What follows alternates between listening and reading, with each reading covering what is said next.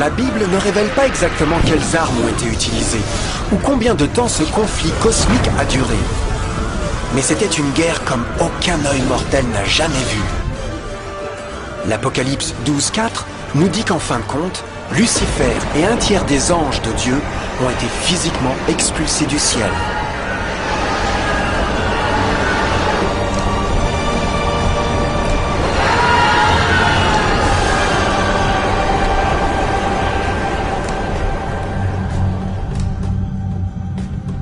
Mais que se passera-t-il ensuite ? Lucifer avait maintenant des milliers d'anges de son côté, mais il avait besoin d'une plateforme d'action pour continuer sa révolte. Bientôt, bien trop tôt, l'univers commencerait à comprendre comment pénibles et coûteux les salaires du péché pourraient être. Car la guerre n'était pas finie, elle venait de commencer. Lucifer, le porteur de lumière, était maintenant devenu Satan, l'adversaire.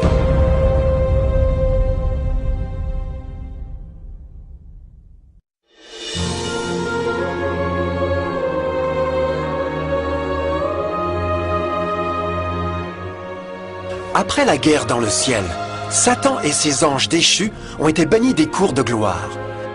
Pendant un certain temps, le diable et ses démons ont erré par l'univers cherchant sans succès des mondes pour s'associer avec eux dans leur rébellion.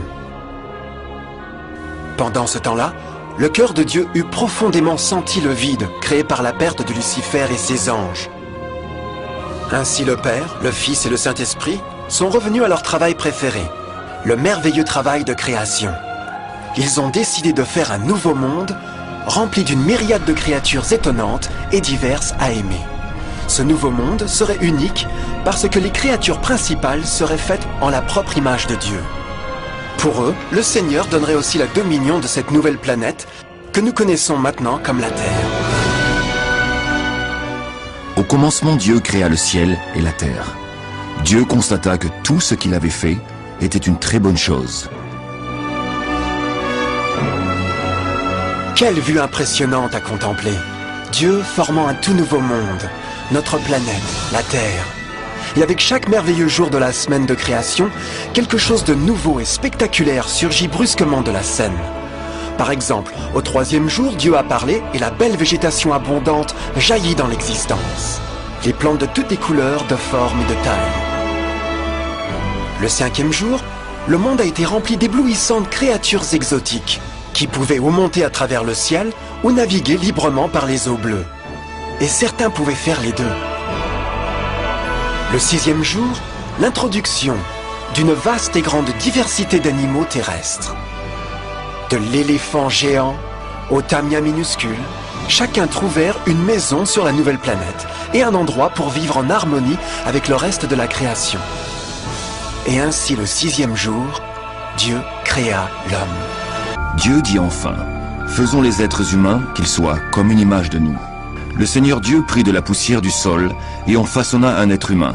Puis il lui insuffla dans les narines le souffle de vie, et cet être humain devint vivant.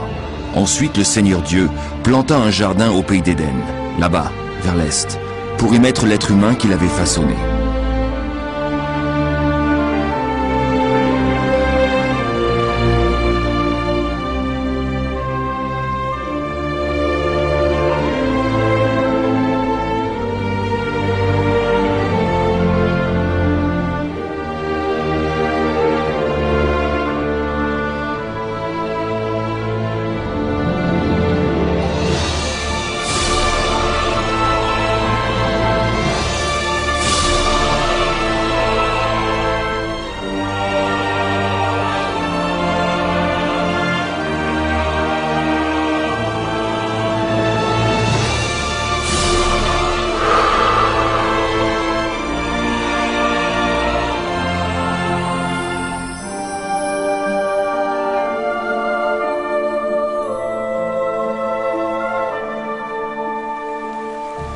Quel immense honneur que d'être fait à l'image de Dieu.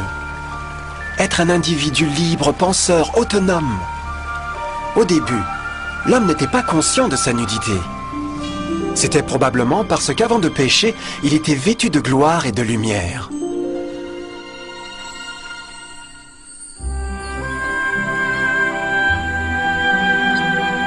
Dieu a aussi créé le compagnon idéal pour Adam, sa belle femme Ève.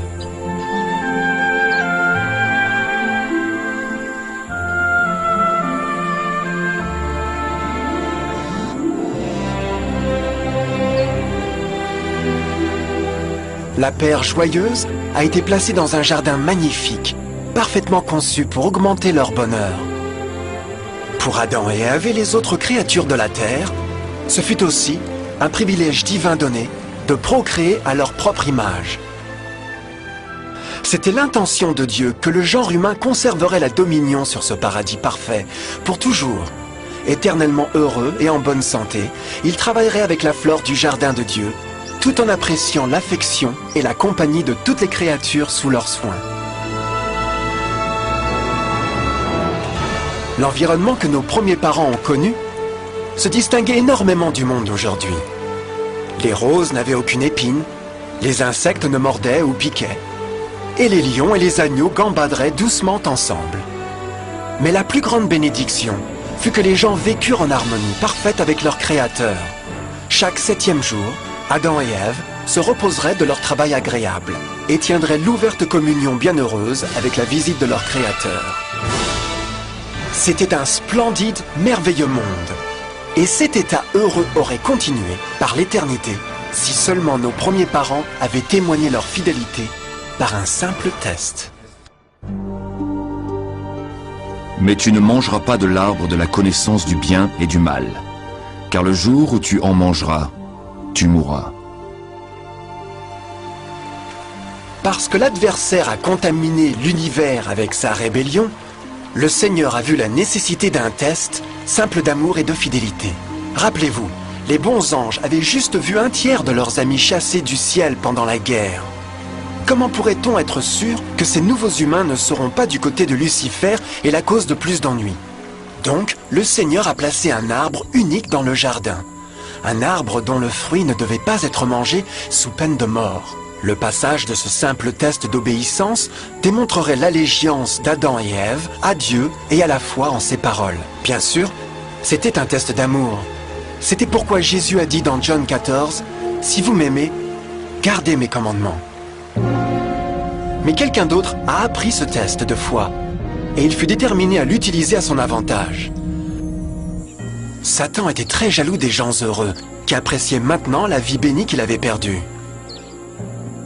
Leur existence heureuse tenait de contraste complet avec la sienne, qui était maintenant pleine de culpabilité, de péché et de misère. Dans son ressentiment menaçant et de colère, il ne se contentait pas de laisser la paire innocente seule. Pour le pécheur, toujours cherche à rabaisser les autres avec lui.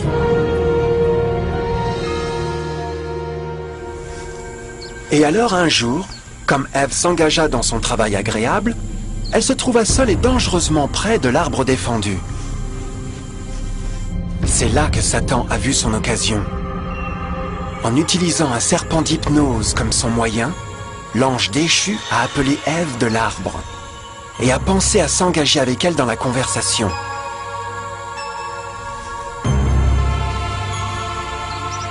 Ces mots charmants ont été soigneusement calculés pour inspirer une méfiance envers Dieu.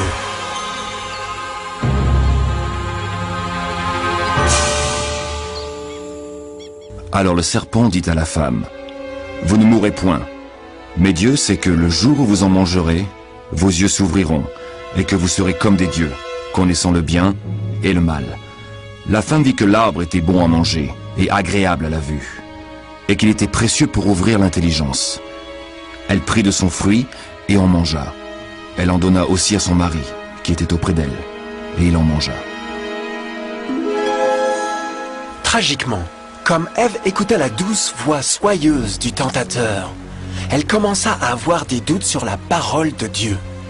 Le serpent l'avait séduite avec la promesse de renforcer le pouvoir et la sagesse. Elle l'a trouvé séduisant. Après tout, le fruit avait apparemment donné au serpent la capacité de parler. Quels autres pouvoirs pourrait-il lui donner? Et alors, bien qu'elle venait juste de rencontrer le serpent, elle eut confiance en ses paroles au-dessus de Dieu, qui l'avait créé et lui avait fourni sa maison au paradis.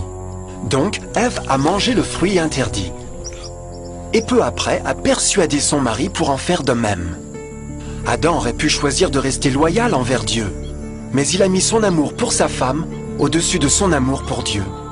Comme nos premiers parents ont donné leur allégeance à l'ennemi, la dominion de la terre a été revendiquée par Satan. Vous le savez bien. Si vous vous mettez au service de quelqu'un pour lui obéir, vous devenez les esclaves du maître auquel vous obéissez. Personne ne peut servir deux maîtres.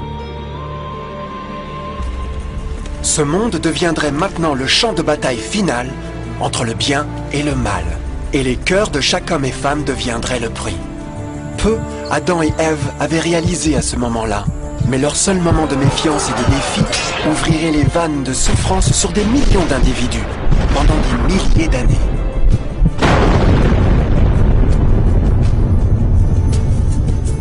C'est pourquoi, comme par un seul homme, le péché est entré dans le monde. Et par le péché, la mort. Et qu'ainsi la mort s'est étendue sur tous les hommes, parce que tous ont péché. Nos premiers parents ont bientôt commencé à faire face aux terribles résultats de leur péché.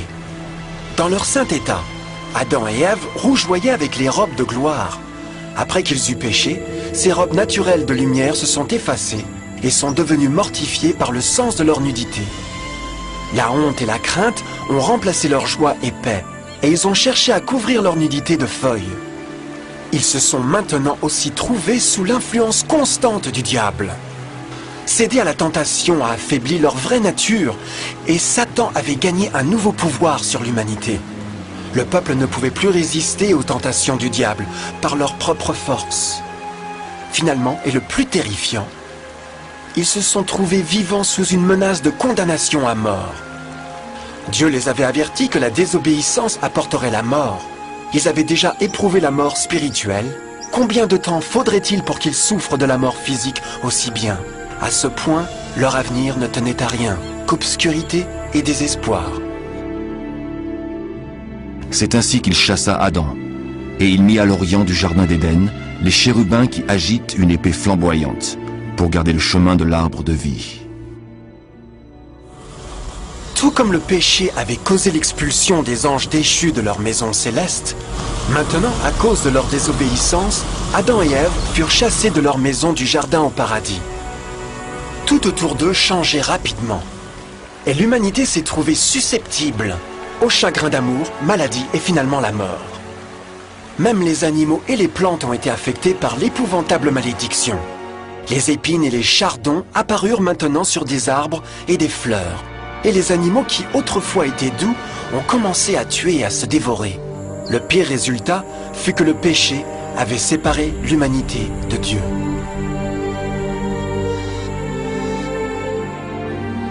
Mais ce sont vos crimes qui mettent une séparation entre vous et votre Dieu. Ce sont vos péchés qui vous cachent sa face et l'empêchent de vous écouter. À la création, à Adam et Ève ont été donnés l'honneur de converser avec les anges, et même Dieu le Fils, face à face. Mais Dieu est si parfaitement pur et saint, qu'aucun mal ne peut exister en sa présence. Maintenant que les premiers humains avaient péché, Dieu retira sa sainte présence d'eux pour leur propre protection. Le péché avait brûlé une cataracte sur l'âme de l'homme, ainsi il ne pouvait plus voir la dimension spirituelle. Désormais, la communication directe avec le ciel serait limitée. Alors que toutes ces malédictions tombèrent sur Adam et Ève, le cœur du Seigneur était transformé avec une tendre compassion. La loi qu'ils avaient transgressée ne pouvait pas être changée pour les sauver, car c'est aussi sacré et immuable que Dieu lui-même. Le Seigneur savait qu'il n'y avait qu'une seule façon pour l'homme de se repentir. Ainsi, un plan a été révélé, né du même cœur de Dieu, un plan pour sauver l'homme de son rendez-vous avec la mort éternelle et rétablir tout ce qu'il avait perdu par le péché. Ce serait un effort étonnant dans sa profondeur, portée et puissance. Mais ce plan impliquerait aussi un énorme sacrifice.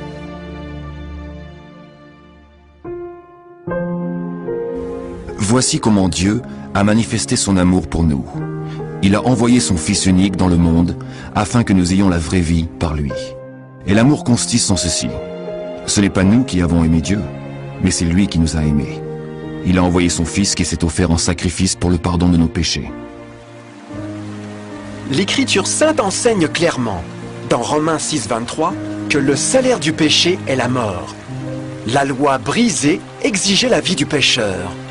Et il n'y avait seulement qu'un dans tout l'univers qui pourrait être qualifié comme le remplaçant de l'humanité.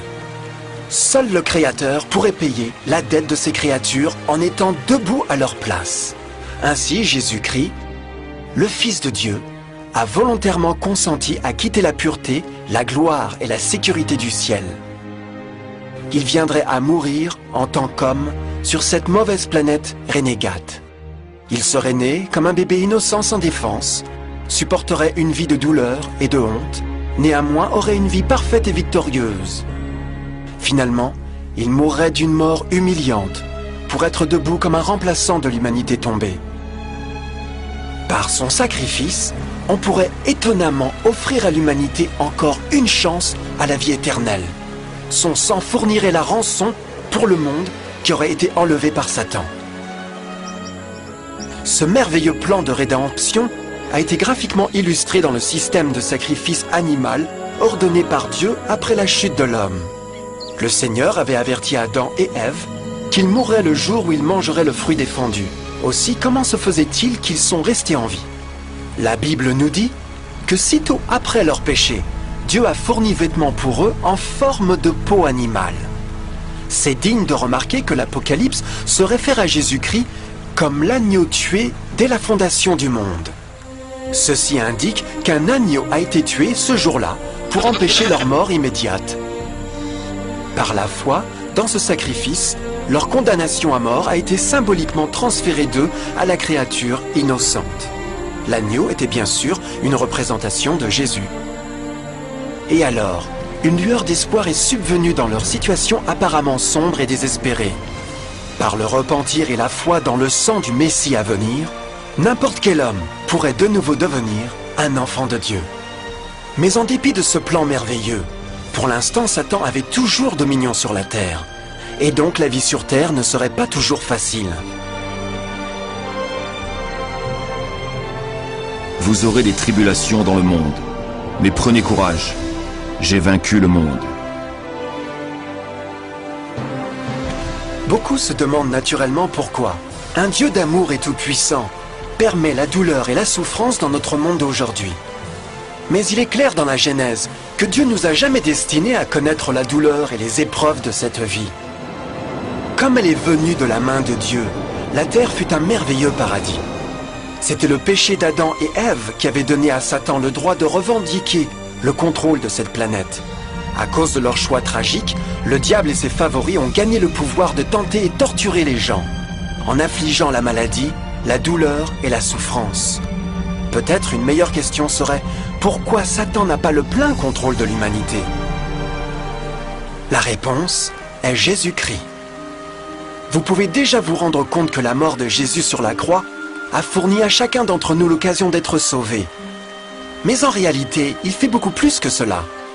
Quand le Sauveur a offert sa vie pour racheter la terre, cet acte imposait des restrictions sur le contrôle de Satan sur l'humanité.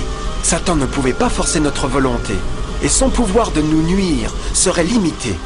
Le sacrifice du Christ nous a aussi apporté un temps de probation, où nous pourrions voir par nous-mêmes la différence entre le gouvernement de Dieu et Satan, pour ensuite décider qui nous serviront. Finalement, grâce au sacrifice désintéressé de Jésus, le royaume de Satan aura une fin, et la terre sera un jour rendue à l'homme plus merveilleuse qu'elle n'était au commencement. Ainsi, quand Adam et Ève ont commencé leur vie comme exilés du paradis, ils gardèrent toujours espoir. Dieu avait fourni des peaux d'animaux sacrifiés pour couvrir leur nudité. Mais plus important encore, il avait promis le sang de l'agneau de Dieu pour couvrir leurs péchés, s'ils acceptèrent le Christ et de se repentir. Une grande question demeurait. Le peuple accepterait-il le cadeau généreux de Dieu?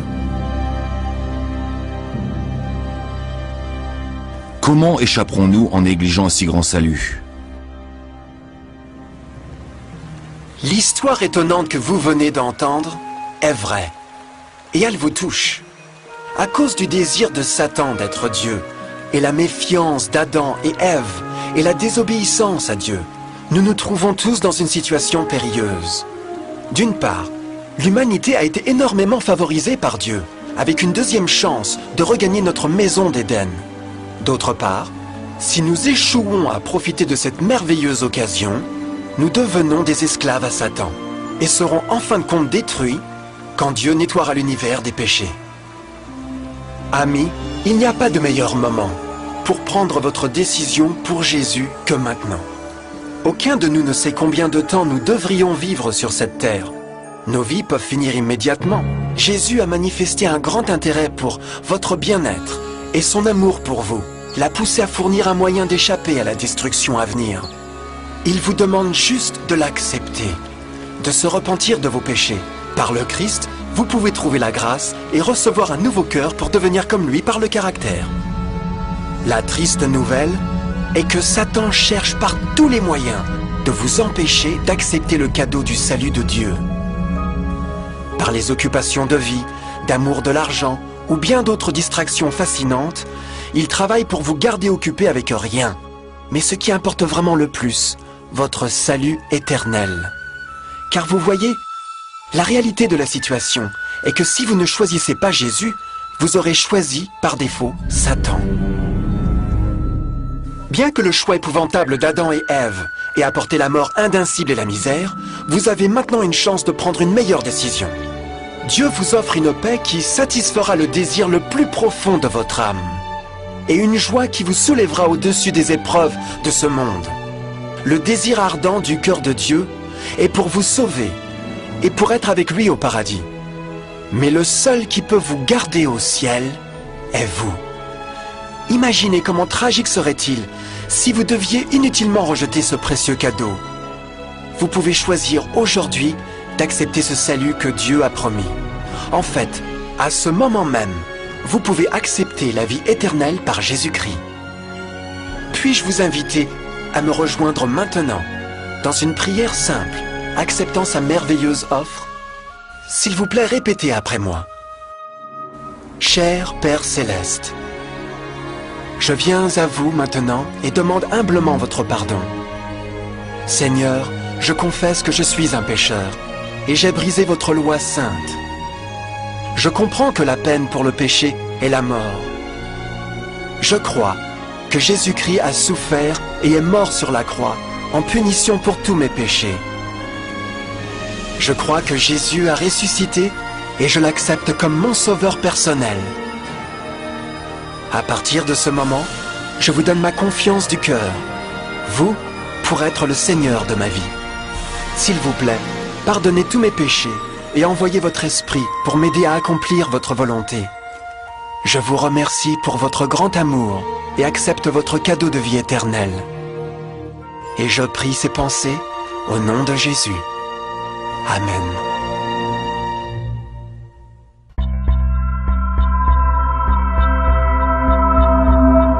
Le royaume des cieux arrive.